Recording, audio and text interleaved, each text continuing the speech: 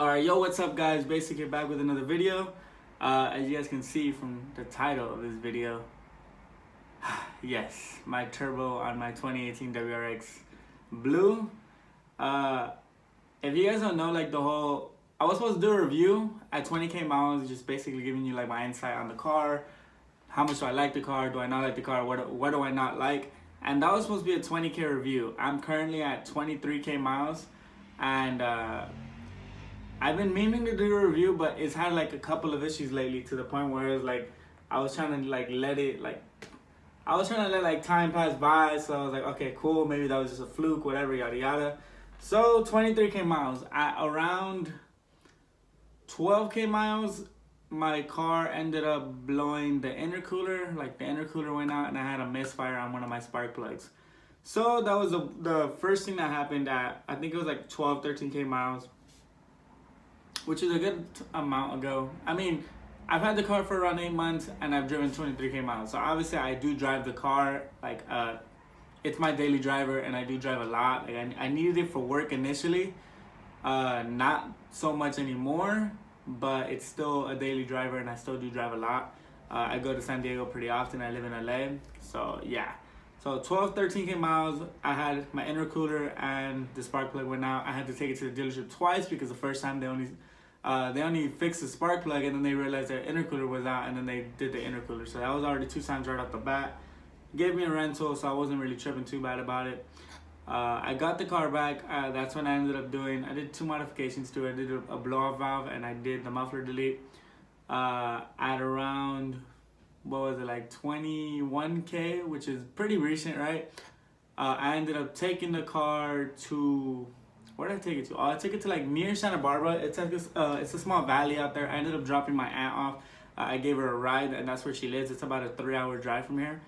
And it was fun, but on the way back, I was probably like an hour in. I didn't realize I was so much in, but I was an hour in. Keep in mind it's a 3-hour drive. I was an hour in, and I ended up getting the check engine light, so I was like, yeah, fuck that. So I drove back to my cousin's house or my aunt's house, and I ended up staying there, ordering a tow truck the next morning and taking it to a dealership. The dealership ended up telling me that the code was it's P0420, which is corresponding to your catalytic converter. So something was going on there. According to the dealership, it was a warning code, which basically means you can still drive the car and everything. You should be fine, but it's just giving you a warning like for the future.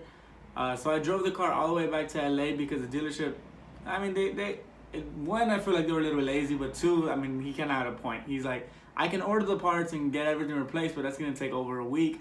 And you live in LA, you're going to keep the car for a whole week. Like, do you really want to do that? Or it could be a little bit quicker if you just go to the dealership near you. I was like, all right, cool, whatever. I drove the car home, took it to my dealership the next morning. The nearest one to me is Subaru Pacific, which, no offense, but I don't fucking like you guys. You guys are fucking retarded. Went there and I hated that shit because the guy ended up calling me the next day and said, keep in mind, I had a muffler delete. So basically the only one done to the car. I took out the blow valve. And then I went to the dealership and the guy ended up going outside. They have to like turn on your car, then they have to record your car to make sure there's no hits or anything. And if there is, they're not liable for the hit or anything like that. And I was like, all right, cool. The guy turned on my car. Obviously the car is loud as fuck. I don't know in what world, like, you don't get that there's an exhaust on the car or there's muffler duty or something's on the car off of it being that loud. But whatever, he ended up taking the car that day. The next morning he calls me and says that they can't do anything to the car because the car's been modified. So I go and I'm like, so did you not get an idea that my car was modified when you turned on my car, or that you didn't even ask me, you didn't anything? And he was like, oh, well, I didn't realize it was modified this side. And I was just kind of like, so if I, like, obviously he heard the noise. I was like, if I had an exhaust on, like a catback exhaust or something, would it have been the same situation? He's like, yeah. I was like, so you're telling me that you couldn't differentiate a modified WRX and a non-modified WRX by the way you turn on the car? Long story short, the guy he ended up returning my car, said that they couldn't work on the car at all. I'm assuming they cleared my check engine light because yeah, I don't know. I'm assuming they cleared it, and obviously you guys know if you guys clear a check engine light and the car still has something wrong with it, it'll eventually pop back up. So I ended up driving off, drove it for that was like at 21K. I drove it 2,000 miles and the check engine light never came on. So let me reverse a little bit. When I took it to the dealership out in Santa Barbara, the reason that I got scared was because it was leaking oil. So the leakage on oil was because I took it to a shop and they didn't put the drain plug on back correctly, which I technically can't prove, so it's not like I can go back to that shop and say anything anyway. But that's the reason. It was leaking oil, which is the reason why I was scared. I was like, oh fuck, my car's fucked. It's leaking oil somewhere. My thought, I don't know, correct me if I'm wrong, or anyone that's watching this, my brain, like, the first thing that I thought when I drove the car 2,000 miles and the check engine light never came back was that the oil was hitting the catalytic converter and it turned on that code for that reason. And obviously when they switched my oil and they put a new drain plug back in and everything was good, all the gaskets were clean and everything, the check engine light never came back on because there was nothing hitting the catalytic converter anymore. I'm gonna assume that was the case. Hopefully it was. 2,000 miles later, I'm perfectly fine. I was driving perfectly fine. It's not until 2 days ago I went with my sister to go buy a car. She was gonna buy a daily driver because, yeah, long story short. But we went to go buy a car. When I was driving home, I just realized that I wasn't going into boost.